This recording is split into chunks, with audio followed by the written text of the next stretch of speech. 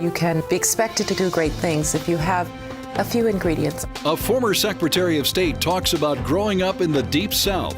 A place where you couldn't go into the Woolworths and have a hamburger at the lunch counter. And finding the strength to overcome. This is a really American story.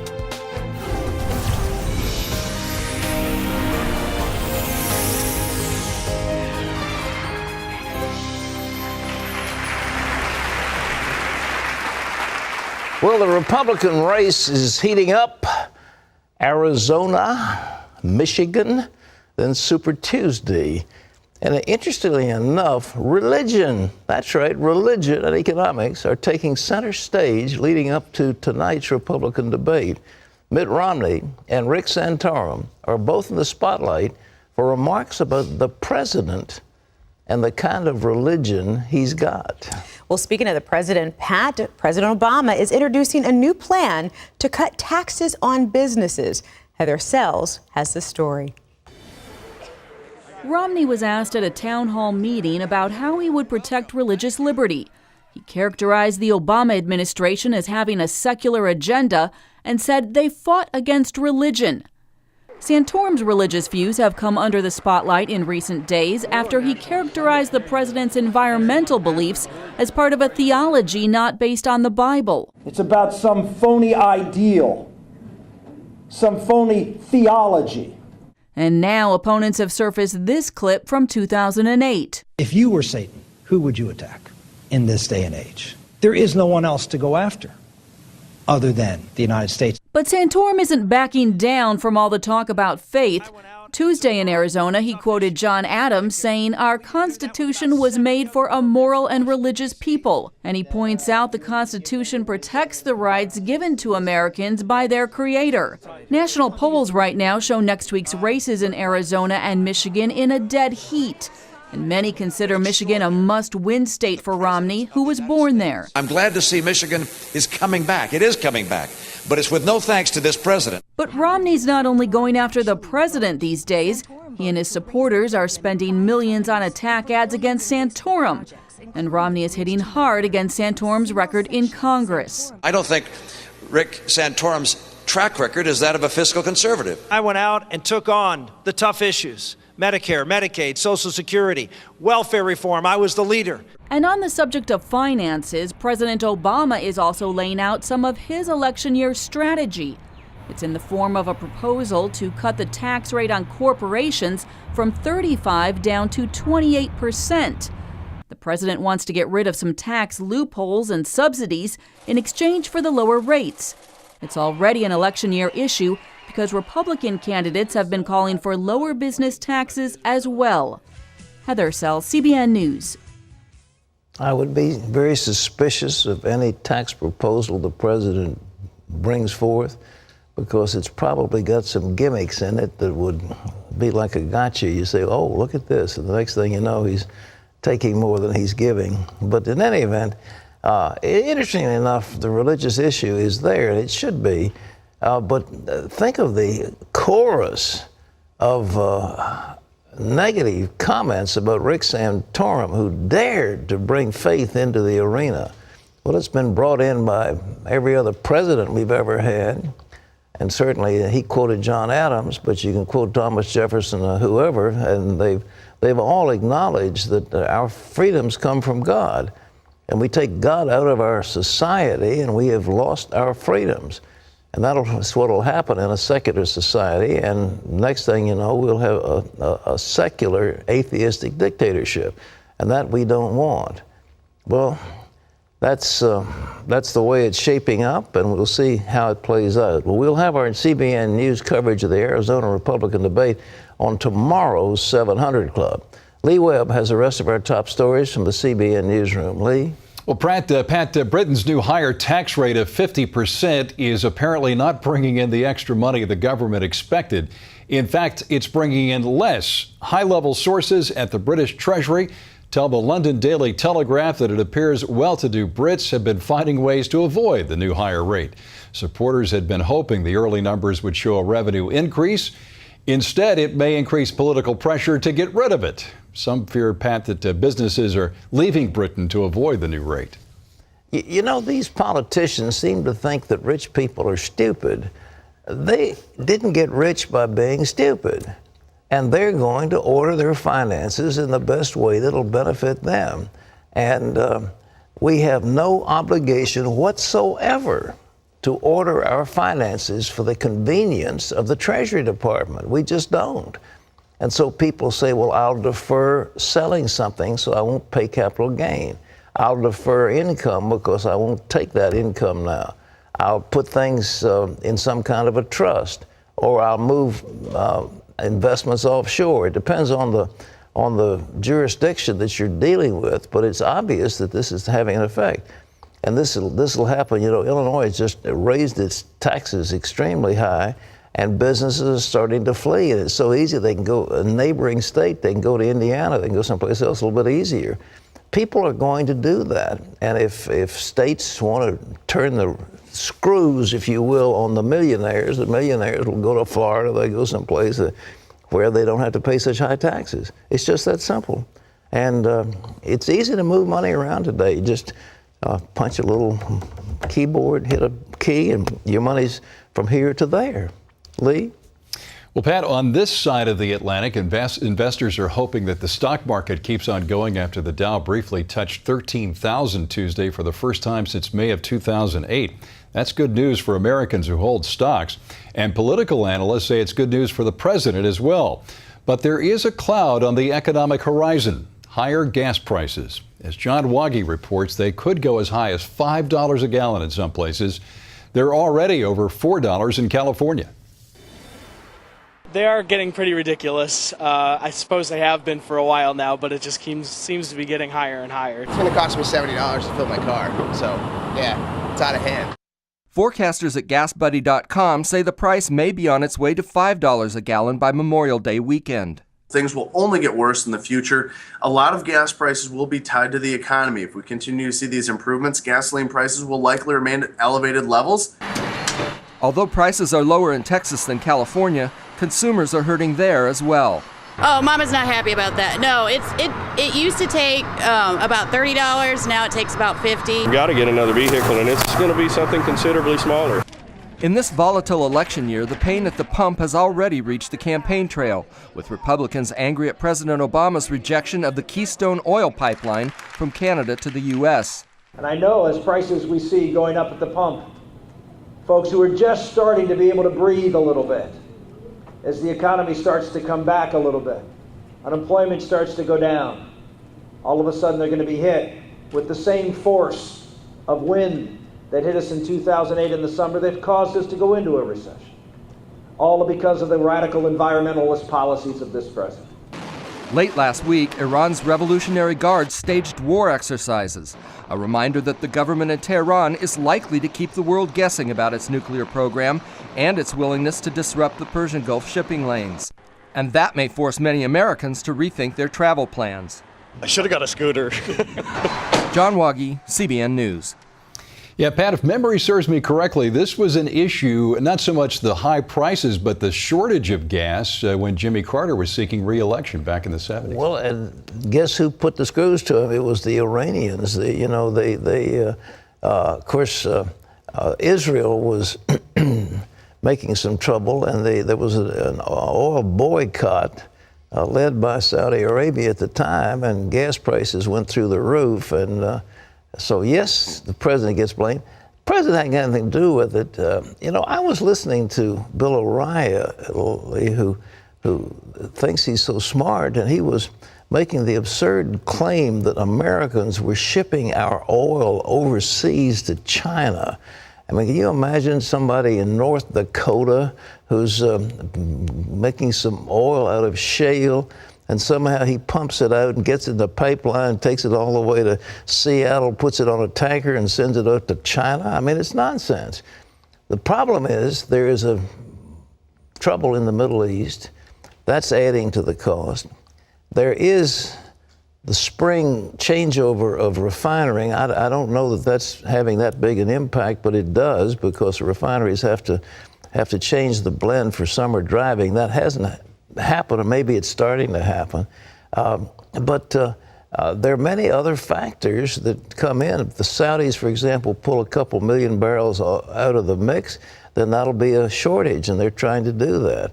There are many things that happen, and it isn't some great conspiracy, but people who are producing oil want to get the most money for what they can.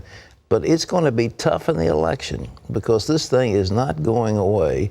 And if we have $5 a gallon gasoline coming into the election, it's going to be curtains for the occupant of the White House. So, and you can't open the strategic oil reserve but so much, and that's what I think he would try to do, but it's not going to have that big an impact.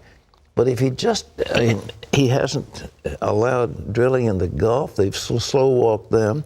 They've slow-walked other permits. They haven't opened up the ANWR, the Arctic, the Alaskan National Wildlife Refuge. They haven't opened that up to drilling like they could have.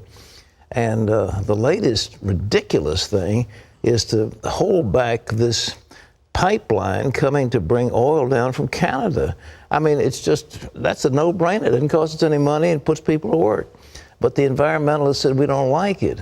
Well, there are many pipelines running through Nebraska right now.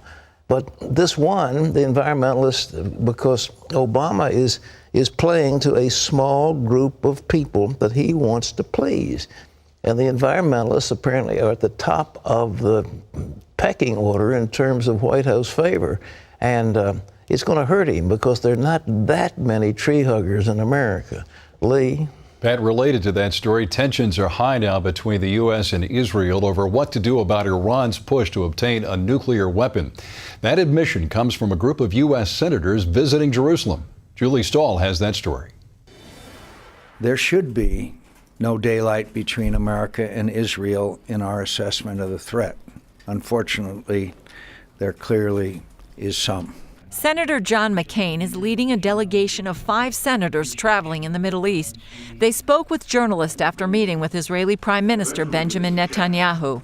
McCain countered recent U.S. statements that Iran hadn't decided on a bomb yet. Whether they have actually made a decision or not, they are on the path by assembling all the necessary components for a nuclear weapon, which is something which is unacceptable. McCain said they strongly support efforts to increase pressure on Iran, including sanctions, but noted there are tensions between Israel and the U.S. on how to deal with the situation. There's very little doubt that Iran has so far been undeterred from the path of acquiring a nuclear weapon. Senator Lindsey Graham noted Israel has received a lot of advice from Americans recently against a military strike on Iran. I just want to tell our Israeli friends, my advice to you is never lose control of your destiny. Never allow a situation to develop that would destroy the Jewish state. The senators arrived in Israel from Egypt. They met there with the army and members of the Muslim Brotherhood over the fate of American aid workers accused of backing anti-government protests and creating unrest in Egypt. We remain guardedly optimistic that this issue can be resolved between ourselves and the Egyptian government. Julie Stahl, CBN News, Jerusalem. February is Heart Health Month. 80 million Americans have some form of heart disease. That's nearly 1 out of every 3 people in this country. But as Lori Johnson tells us, the Mayo Clinic is trying to reduce that number with a simple new plan. Heart disease is the #1 killer of men and women, but an astonishing 80% is preventable. Dr. Martha Grogan is a cardiologist at the prestigious Mayo Clinic. She says even small lifestyle changes can make a big difference. She lays out a simple plan in the new book, Mayo Clinic Healthy Heart for Life, that includes eating 5 fruits and vegetables a day. Eating a more healthy diet sounds hard to some people, but don't worry about the things you can't eat. Just focus on the things you can eat. So try to eat 5 fruits and vegetables a day, and you'll be full. You won't eat as much junk food. We all know that smoking is bad for your heart, but did you know that sitting most of the time is just as bad?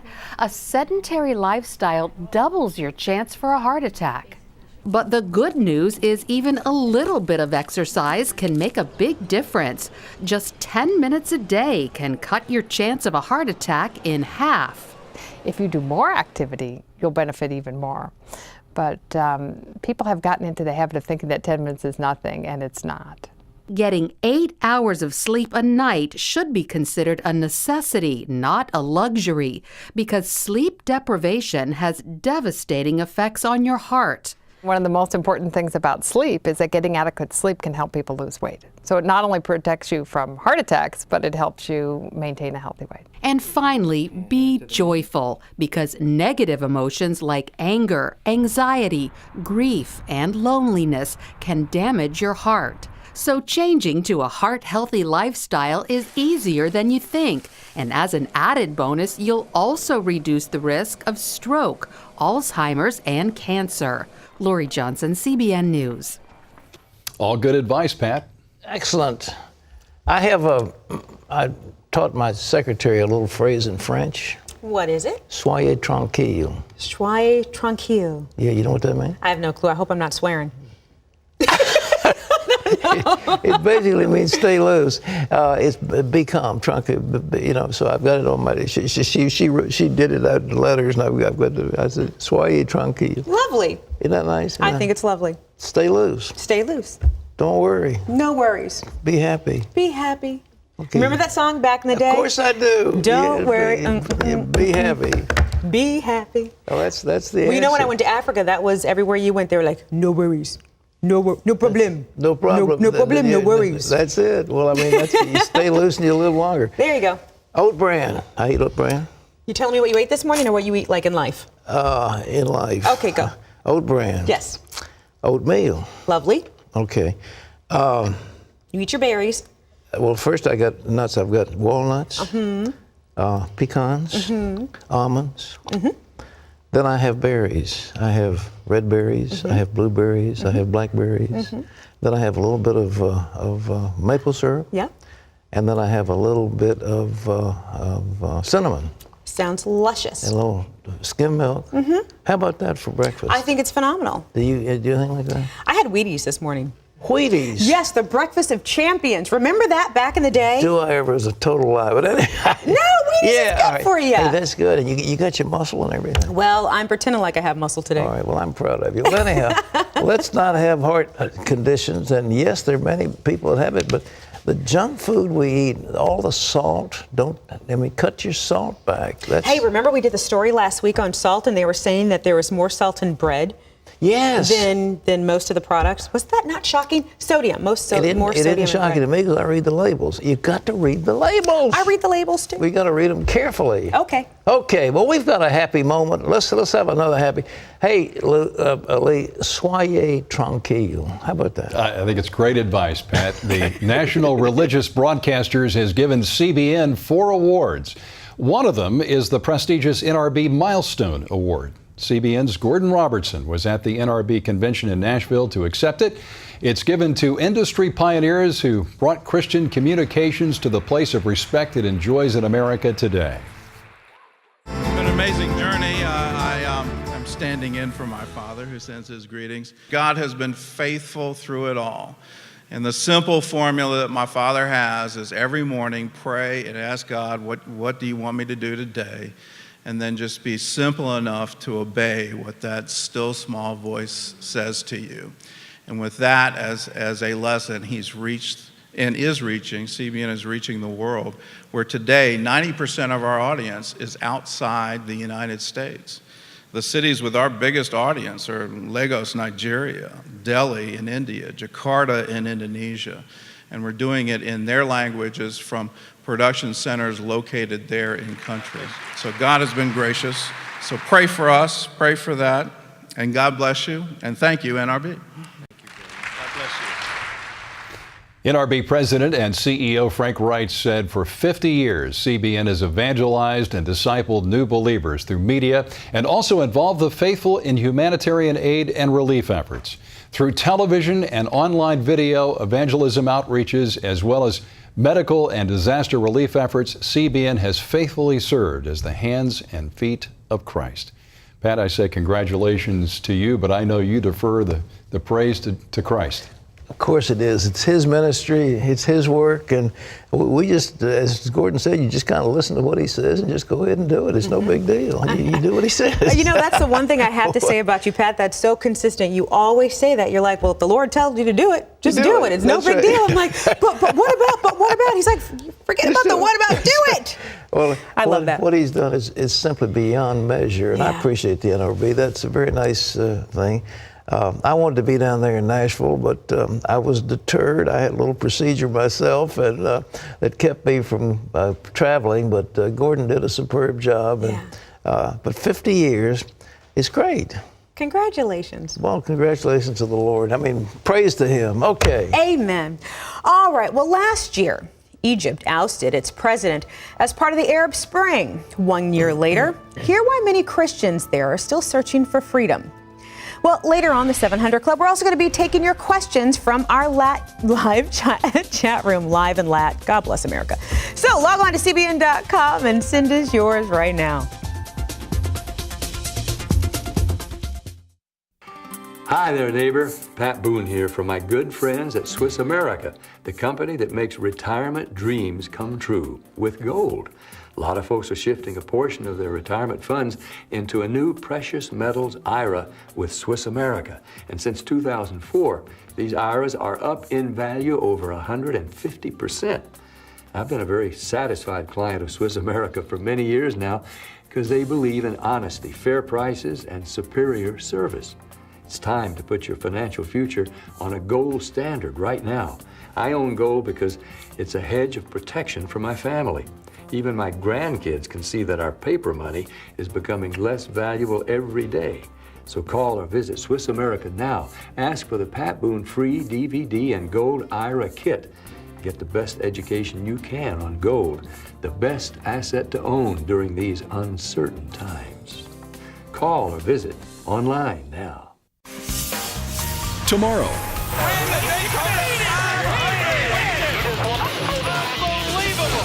He's the youngest winner of the Daytona 500. You're just like looking at the flag, pulling down to victory lane. I don't even know where to go. And you realize you just won the biggest race that there is to win. Trevor Bayne takes us behind the wheel. You're going a lot faster than you think, so you got to keep it in check. And tells us how to reach the finish line. I got to go back and read it every now and then. Tomorrow on the 700 Club. Welcome back. Hallelujah. It's a great day. It is a great day. We're having spring here, of all things, in the middle of February. I know. Flowers are coming out. Crocuses are showing their little heads. And we're getting some flowering bushes. I mean, it's beautiful. Yeah. So anyhow, it's spring.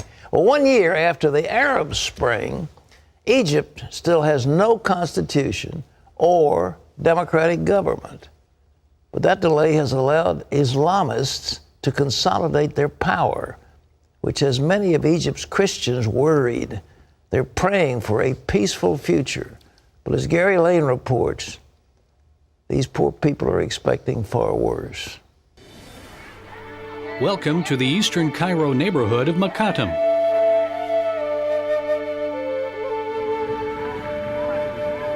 Home to many Coptic Christians.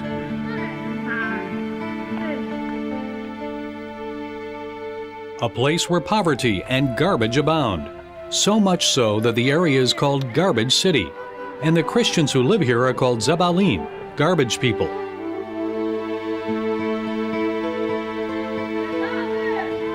They live amidst the city's refuse, sifting through and sorting it, just to earn a few Egyptian pounds.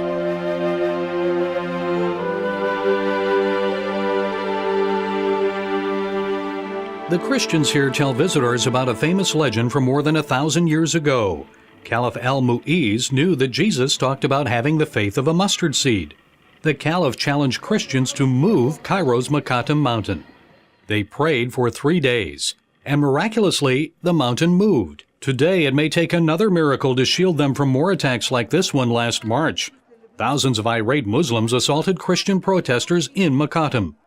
At least 10 Christians were killed, nearly 100 were injured. The Makatem tragedy was followed by more attacks, including the massacre of Christians last October by the Egyptian army at Cairo's Maspero Square. Milad Daniel's 25-year-old brother Mina was among Christians struck by fatal gunshots. Mina wasn't happy with the government. He saw the corruption of the regime and he was upset and wanted to do something about it. Milad believes government security agents may have targeted the young Christian revolutionary for death because he wrote internet blogs critical of the government. He also advocated Christian-Muslim unity. Mina loved everybody equally, Christians and Muslims. The Christians in Egypt and in the Middle East in general are now facing one of the most dangerous stages in their history, in their modern history. Walid Faris is author of the book The Coming Revolution. He also advises Congress on the Middle East. This is very dark for the Copts of Egypt. Dark and dangerous because the Muslim Brotherhood and other Islamists now dominate the lower house of parliament. Later this year, they'll likely control the writing of a new constitution, a document that is likely to include elements of Sharia, Islamic law. Coptic Christian activist Father Philip Hatir suggests Islamists want to deny Christians their rights as Egyptian citizens. They are trying to make us second-class citizens. We hear a lot of accusations that Coptic Christians are not Egyptians. But Coptics lived here and practiced their Christian faith in Egypt 600 years before Islam. Egyptian Christians will tell you that their family origins date back to the time of the pharaohs. And they'll remind you that the baby Jesus was once a refugee here. And many Egyptians became Christians after St. Mark arrived around 43 AD. Arab Muslims invaded Egypt in 640 AD, forcing many Coptic Christians to convert or be killed. Waves of persecution and martyrdom have come against them ever since. For years, the United States pressed the Egyptian army to oppose the Muslim Brotherhood and other Islamists. But Faris says all of that has now changed. And now the advising body in the administration is telling the army not to oppose the Muslim Brotherhood, actually to find a deal, to cut a deal with the Muslim Brotherhood. So we have a huge role in subduing the army. That wasn't the case before under any administration. And that U.S. policy may lead to even more attacks against the Coptic Christians. The military are being influenced by the Muslim Brotherhood. So the price for the military to have an alliance with the Muslim Brotherhood in the future is for them to pressure the Copts and the Christians and to shrink them. And like Iraqi Christians who fled persecution, Egyptian Christians may undergo a mass exodus from their country. In the meantime, at the foot of Makata Mountain, the Zabalim faithfully pray for divine intervention. Those who are persecuting us are not our enemies. Our only enemy is Satan. The Lord commands us to pray for our enemies and to love them. And this time they prayed not for the mountain to move, but for God to move on the hearts of the Egyptian people. Gary Lane, CBN News, Cairo. Thanks, Gary. Very moving account. Ladies and gentlemen, we have it so good in America. We have it so good in this land. Well, you know, whatever momentary inconvenience we may have, we may disagree with the government doing this, that, and the other, but we have it so good. It's such a wonderful country. And those people have suffered so much. They're facing not only economic reprisal, they're suffering the loss of their own lives. I mean, it is very serious for them. And make no mistake about it, the Muslim Brotherhood wants one thing. They want the introduction of a Sharia law, and they want the caliphate. They want all that whole crescent throughout the Middle East to be under Islamic government and under a caliph. That's what they're looking for. That's what they say, and they want to destroy Israel in the process. They have announced their goals, and for our government to say we should urge the military in Egypt to be accommodating to the Muslim Brotherhood is total and utter folly. But we're doing it. That's the kind of president you've got, and it's dangerous. Christy? You know, Pat, real quick, I was so grateful for that story because, you know, we see it from a news perspective, but to see that our fellow brothers and sisters, what they're praying for, we got to stand in agreement with them. Well, up next, former Secretary of State Condoleezza Rice talks about the greatest generation, her parents. They had every reason to be beaten down, so to speak, by what they saw. Every day, the humiliations of segregation, and yet they lived productive lives. That is really quite extraordinary, given what they lived through. My personal interview with Condoleezza Rice is coming up, so stay with us.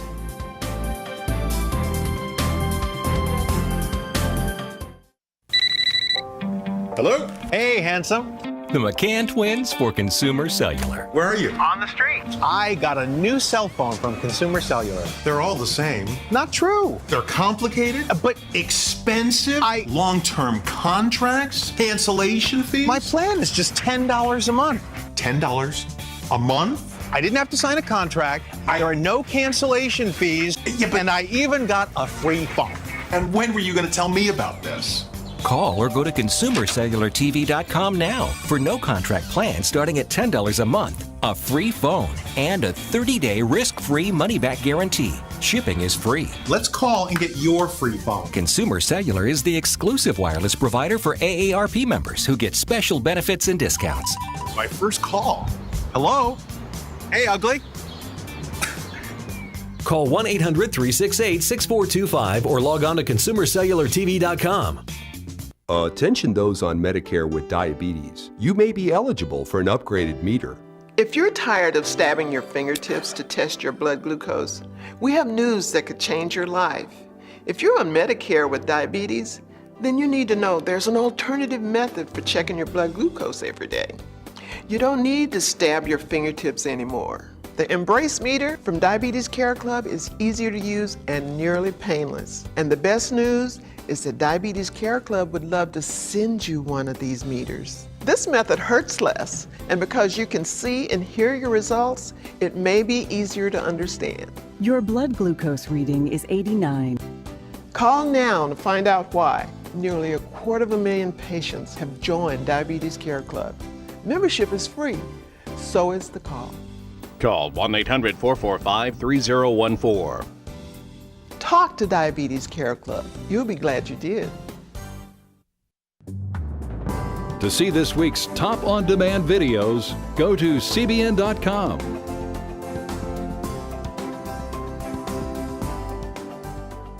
Well, as the first black woman to be Secretary of State, Condoleezza Rice made her mark on American history.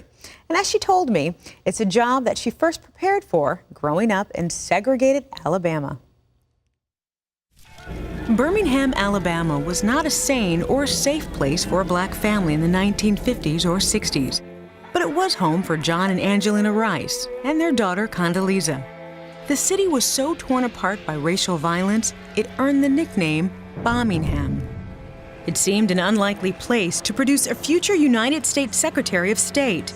Birmingham, Alabama, deep, segregated South, a place where you couldn't go into the Woolworths and have a hamburger at the lunch counter. Dr. Condoleezza Rice, former United States Secretary of State, says her journey from the segregated South to high academia and then onto international diplomacy is a truly American story. In her recent family memoir, Extraordinary Ordinary People, Dr. Rice recounts how her parents and grandparents created a foundation for success in the heart of the Jim Crow South. This is a really American story. It's a story that says you can come from pretty humble circumstances and you can be expected to do great things if you have a few ingredients. I had parents who gave me unconditional love, and there isn't really any substitute for it. My parents, and really my grandparents and the community, are very much the reason that I am who I am. Granddaddy Rice, the sharecropper's son, sold a year's worth of cotton to pay for his freshman year at Stillman College. He had received a scholarship that paid for the rest of his education and became a Presbyterian minister. From that point forward, he planted churches and schools in community after community. Condi's father followed in his footsteps, earning a college degree. In my case, I had parents and grandparents and a community that was remarkable for its tenacity and for its perseverance. These were in many ways ordinary people. Condi's father, John Rice, was a Presbyterian minister and a high school guidance counselor. Her mother, Angelina, was a teacher and a musician like her mother. Condi's grandmother started her on the piano at age 3. In fact, her name Condoleezza means play with sweetness. My mother was an artist, and I think I inherited her artistic temperament, her love of the arts, her belief that the arts are really our democratic heritage. They shouldn't be for the elite. The Rices invested their lives in others. The oppression and racial hatred they endured didn't stop them from opening doors of opportunity for the next generation. In the afternoon, my father had a youth fellowship. That was where he brought kids from really all of the city. He would have for them Bible study, but he also had social events. And then on Tuesday, we had tutoring in algebra and we had tutoring in French. I was very much active in the church because at a very young age, I started playing the piano for the church. So we were kind of an interesting family. My mom played the organ, my father preached, and I played the piano. While Condi was playing the piano in church on Sunday, September 15, 1963, a large explosion rocked the community. 2 blocks away, a bomb blast at the 16th Street Baptist Church killed 4 girls preparing for morning choir worship. Black Birmingham was grief-stricken. Their outrage awakened the nation, and history records these murders as a tipping point in the civil rights movement. Condi remembers it as the day her playmate, Denise McNair, pictured here receiving her kindergarten diploma from Condi's father, was killed. When you walk through difficult circumstances or frightening circumstances, when you're younger, like I was as a kid when 16th Street was bombed, you cling to your parents, and they perhaps cling to their faith to know how to help you through that. When you're an adult, you of course have family and friends, but you don't cling to your parents. You have to have something, though, that is there for you. And I think that's when it's most wonderful to have had a well-developed sense of faith. What can you say to many Black Americans now to say, no, I want you really to understand what a time that was and what it was for parents like mine to be able to overcome in that time? Well, we owe so much to our parents' generation because they had every reason, and certainly even our grandparents, they had every reason to be beaten down, so to speak, by what they saw. Every day, the humiliations of segregation, every day, the negative messages of segregation, and yet they lived lives of dignity, they lived productive lives. That is really quite extraordinary given what they lived through. So we owe a debt of gratitude to that generation who brought us through. And of course, the one thing that both of my parents had that I'm grateful to have is a deep and abiding faith in God. There's no greater gift than the parents can give their kids than that. You know, I've said it before, and I'm going to say it again. I was just telling Pat, I said there are a few people that really inspire me. And Condoleezza Rice, she's one of them. She's a woman of excellence. She's a woman of humility and just strength. But her faith is so strong, but her level of calm and resolve is phenomenal. I love that. Yeah. Amazing person. Cool. All right, you ready for the next thing? Still to come, an NFL hopeful whose playing career ended before the first snap. They told me if I even try to risk playing again, even through therapy and all surgery, all this, that I could risk being paralyzed with the type of back injury I had. But how TV star Burt Reynolds actually helped him land a new career when we return.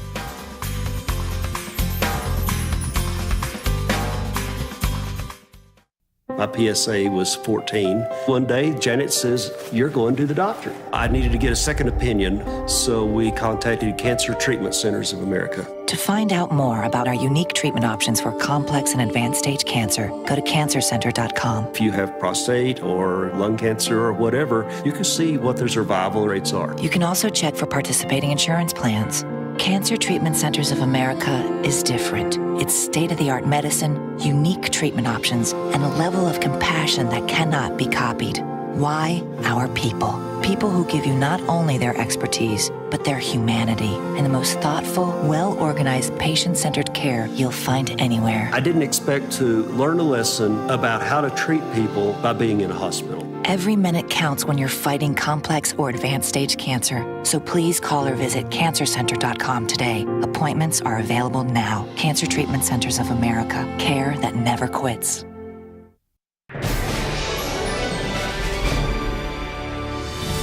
And welcome back to the 700 Club. Michelle Bachmann says she's running for re-election to Congress, but she faces an uphill battle this time. Her old district in Minnesota has been redrawn, and it's now represented by a Democrat. But Bachmann says her new district still represents what she calls the heart of her old one. Her new district includes socially conservative voters who have supported her in the past. California's Proposition 8 supporters are filing an appeal to the Ninth Circuit Court of Appeals. A 3-judge panel from that court issued a split decision striking down California's gay marriage ban 2 weeks ago. The Protect Marriage Coalition says it will not take the case straight to the U.S. Supreme Court. Instead, it will petition the full Ninth Circuit Court first. That means same-sex marriage in the state of California will remain on hold at least until the court decides whether to hear that case. You can always get the latest from CBN News by going to our website at cbnnews.com. Pat and Christy will be back with more of the 700 Club after this. Believe it or not, this is a catheter. It's the new SpeediCath Compact for women, now available from Liberator Medical, with full Medicare and private insurance reimbursement. Stay tuned for an exciting free offer. But first, meet Julie. You know when you leave the house and you say, okay, I have my phone, I have my keys, I have my wallet, I'm good to go? Now I always have to think of a catheter because I can't go without it. SpeediCath came into my life and it is life-changing. They're tiny and thin and you can fit them in your back pocket. You can fit them anywhere you need them. This is a lipstick or lip gloss and this is the size of it. With this, you're only touching the outer plastic and you're never actually in contact with the catheter itself. You just really have to give a sample. That's all it needs is one sample and everyone's gonna want them. Now, here's that free offer I promised. Call Liberator Medical. Get your free SpeediCath Compact sample 6-pack. Shipping is free. 1-800-595-1446. 1-800-595-1446.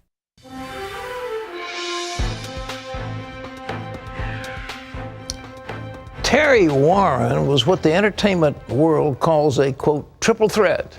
He was a star athlete, he was a singer, he was an actor. But despite his accolades, Terry felt empty inside. He actually was contemplating suicide. As an All-American linebacker for the Florida State football team, under Coach Bobby Bowden, Terry Warren's athletic ability was a force to be reckoned with. No one would have guessed that as a young child, doctors predicted that Terry might not even live. 4th and 5th grade, I got a kidney disease. The doctors were suggesting that it was terminal and that it could eventually kill me. So I wasn't able to go out and participate in physical activity. I couldn't go to PE, I couldn't be running, I couldn't do anything during this time. So it was very difficult for me. But Terry grew up in a Christian home. His parents and church prayed relentlessly for his healing. When Terry was 11 years old, those prayers were answered. Overnight, all of Terry's symptoms disappeared and he was perfectly healthy. I learned to trust God, and I felt the power of God. I mean, I felt the true presence of God in my life as a very young man, and that's when I truly accepted Him in my heart. Terry held tight to his faith all the way through college. He wasted no time catching up with his peers and became a star athlete. After college, Terry was drafted by the Dallas Cowboys. But before his first season started, a stunning blow brought his football career to an abrupt end. I was at the highest point of my life. In my rookie season, was warming up for practice before our first regular season game and broke my back just in warm-ups. Hitting the ground on my hip, it was a completely freak accident. They told me if I even try to risk playing again, even through therapy and all surgery, all this, that I could risk being paralyzed with the type of back injury I had. And my whole life came to a halt at that time, so it was pretty devastating. But honestly, I kind of tucked it all away. I really didn't deal with it. Instead, Terry replaced football with his other talents, singing and acting. A year earlier, he sang the national anthem at Florida State's homecoming game in front of 80,000 fans. A guy named Burt Reynolds was there and heard me singing.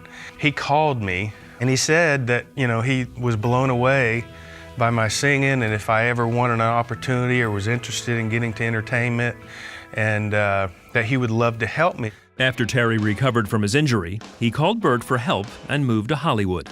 He did background music for Reynolds' popular Emmy Award-winning sitcom, Evening Shade. Reaching my goals and becoming successful did become like a god to me. And I had, opportunities to work with Neil Patrick Harris way before he became Doogie Howser, MD. And Eric LaSalle was on ER for a long time. I was getting caught up in me. It's all about me. And I wasn't really making a concerted effort in my life to make sure that people saw Jesus through me during that time of my life. In the mid-90s, Terry moved to Nashville to continue his music. He got married and started a family.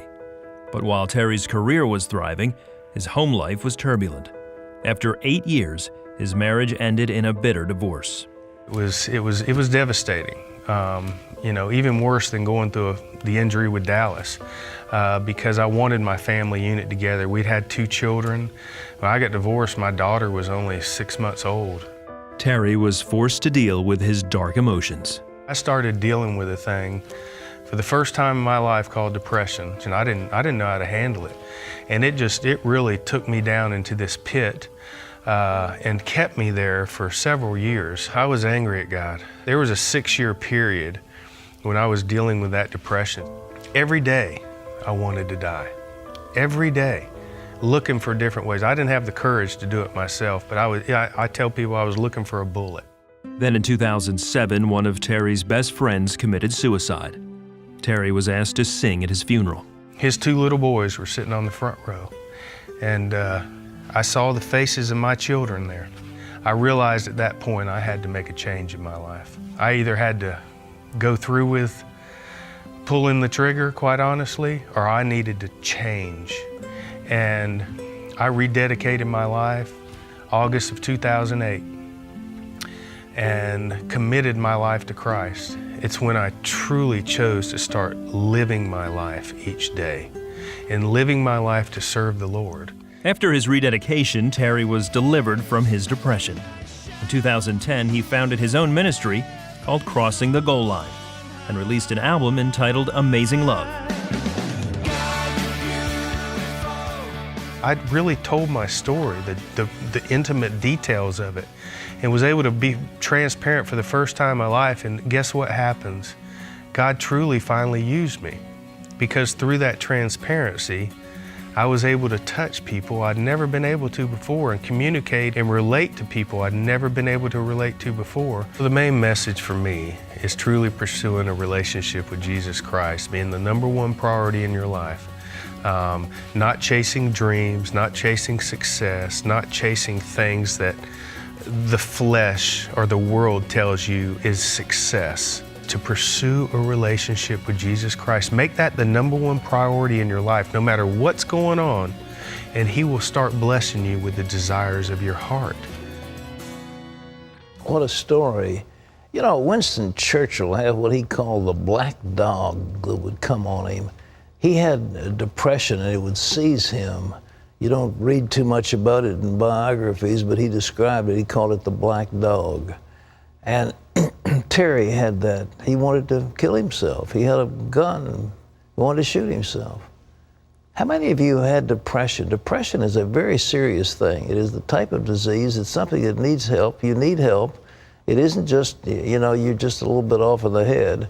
It's real. And you need to take all the physical steps are needed. But beyond that, Jesus Christ will come into your life and He will command that black dog to leave you. He will command the depression to leave you, and He will speak words of healing so that you could be set free. And Terry realized that until he gave his heart to Jesus, he wasn't going to have any real peace. He wasn't going to have any real joy. Now, I offer you today peace, peace of mind, peace of soul, joy in your heart. I offer you what nobody can give you. I offer you what only God can give you. There's no human being, there's no medicine, there's no quick fix, there's no little pill, there's no shock therapy, there's none of these things. Only Jesus Christ can do it. But you know something? He can give you joy unspeakable and full of glory. Would you like peace in your heart right now? Would you like joy? Would you like that depression to be taken away? Would you like that hopelessness to be taken away? Would you like that frustration to be taken away? Well, if you would, I want you to pray with me right now. Don't be ashamed. Just pray these words. Jesus. That's right. Pray with me. Jesus. Say it. Jesus. You know me, Lord. You know what seized my spirit. and I want to be free. Come, Lord, into my heart. I rebuke this depression and I command it to leave me. And in the name of Jesus, I ask you to come, Lord. Fill my heart now with peace, with joy and love. Fill me, Lord, with yourself. From this moment on, I give myself to you. Take me, Lord. Make me your own. In Jesus' name, amen. Now, if you prayed with me just then, that's the most important prayer you've ever prayed. And I want you to do something about it. I want you to call somebody and tell them. Don't just keep it to yourself. I want you to tell somebody. Now, we have available counselors on the telephone. They all love you. They care for you. Toll free, no price, no money, no expense, no offering, nothing. All you have to do is call in, and I want to send you something that'll help you. It's a packet that we've prepared, had it for some time. It's called A New Day. It has in it a CD and a little booklet, and it's some concentrated teachings. And if you can play that thing, you can play it and play it and play it over and over again. It'll tell you what you've done and how you can get free and stay free in the Lord. Call right now and say, I prayed with Pat, I gave my heart to the Lord. And somebody's here who loves you and cares for you. Quickly call right now. The lines are available. If for any reason they're busy, please call back. 1-800-759-0700. Christy? Fantastic. Well, thank you, Pat. Coming up, the part of the show where we take your questions from our chat room. AJ starts us off and he asks this. Now, I know about the morning after pill and the so-called abortion pill, but what about the forms of birth control that prevent fertilization? Are they wrong too? Good question. We're going to answer it, so don't go away. Do you have wrinkles and sagging skin? Would you like to remove years of aging from your face in about an hour? Now you can with Lifestyle Lift. This amazing procedure takes about 1 hour right in our office. See the difference immediately. No general or IV anesthesia. Return to your activities quickly. Call now and get this informational kit free. Financing available. Lifestyle Lift. America's experts in making you look younger. It gave me back all of my confidence. Call now and get this informational kit free. Tomorrow.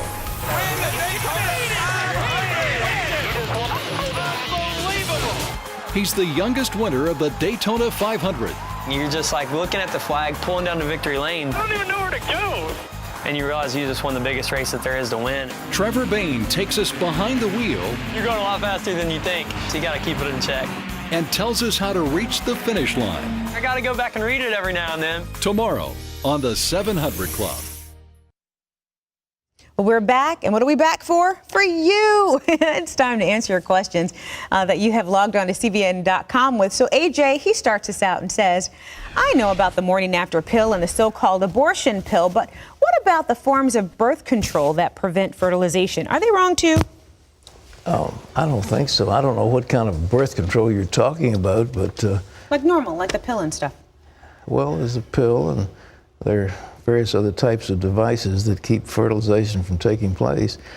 I do not oppose in any way family planning. I think that family planning is all right. I know our Catholic friends disagree with it. They think that you should not restrict the sexual act in any way, that it was meant for procreation.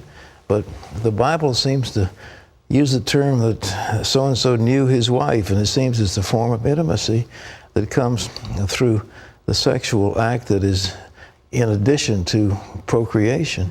So I've got no problem with birth control, and I think when you get into some of those pills, though, that actually kill an emerging embryo, that's a different matter.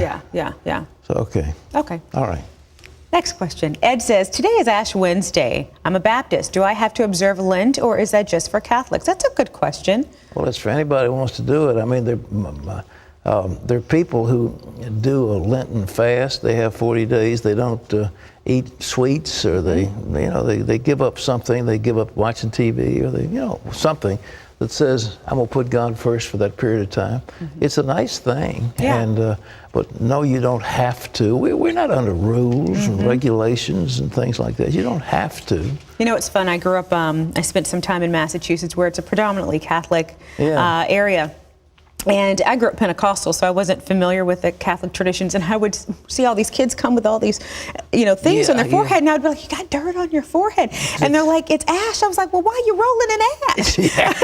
I just didn't understand it at the time. But did you hit your head? Did you hit your head? I'm sitting there wiping it off. They're like, no. All right, anyway, here's Kim, who says, Pat, congratulations on the NRV award. Have there been times in your life when you thought God said something was going to happen and it didn't? This has happened to me, and it's devastated my faith. I question everything God has said to me. Have you felt the same way, and how can I keep my faith? That's a great question, too. Well, in the early days when we first were starting, I was basing my entire life on the fact that you could hear from God, that God would reveal himself to you, and that he had revealed to me that he was going to have me start a television station and a ministry. And there was a man who had made a promise that I thought was what was needed. And when he broke his word, went out and left me owing money, and it just seemed like the dreams had come down. And I questioned the Lord's goodness. It was like, oh, my whole life is in shatters. Not so much that I couldn't rebuild a little bit of money, but I couldn't rebuild what I felt was the framework of my life, which was believing that God would lead us. The truth is, he did lead, and he had kept me from something bad. Come on. That was it. I love that. Can I jump in on that real quick? When I went through my divorce, I remember I prayed for years for the Lord to restore the marriage. I really, really did. And I was devastated. I was like, Lord, I'm praying, I'm fasting, I'm doing all these things for you to do it. People always say hindsight is 20/20. Now it's 7-8 years later, and I see that God's provision over my life. And so at that time, I really had a faith struggle with the Lord. Sure. And now my faith has soared because I think, God, you go before me on so many things that, sometimes it's the unanswered prayer that shows me how much you love me. And I think that's what we have to remember as Christians. And he'll deliver us from things so you don't get frustrated. You want to do something so bad, and it's the wrong thing for you. Yeah. One quick question. Okay. Ronnie says, my husband told me he wants a divorce, although he changed his mind after he found I was pregnant. He says he wants to see a family now. To be a family now, yeah. I talked to my church, and someone prophesied that my husband wasn't going to change and that we weren't going to raise our child together. I want my marriage to work. Do not listen, my dear lady, to that prophecy. There are all kinds of crazy prophecies that come down the line, and just because some dear sister stands up and starts spouting off something, that doesn't mean it's of God. Amen. And don't let anybody, and if condemn your husband your marriage. wants to continue a marriage, and you want to continue the marriage, and you want to raise children together, and you want to have a happy home, have a happy home. Don't listen to Sister Smith or whatever her name is giving you that bad word. Amen. So much for that. I like that. All right, that's all the time we have for today's show.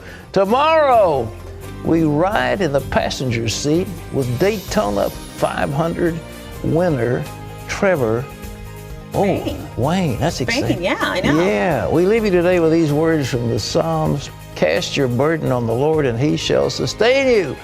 Tomorrow, on the road again. Here at CBN, we see incredible things happen when we stand together. That's why we want to thank the thousands of you who recently pledged to join the 700 Club. Your monthly gift makes it possible to bring crucial help to people who need it most. Each day, you have a part in healing the sick, feeding the hungry, and broadcasting the gospel across America and around the world. You've brought hope and help to those in desperate need and changed their lives forever. Just like you did for Desert Storm veteran Laura Bauer. After returning home with a severe back disability, she struggled to earn enough money to feed her children. That's when you gave her a hand up by providing food for her hungry family. You treated Laura with dignity and thanks and fed her body and her soul. So please watch for this mailing and send in your pledge. This year, millions will experience the love and saving power of Jesus Christ only because you were there.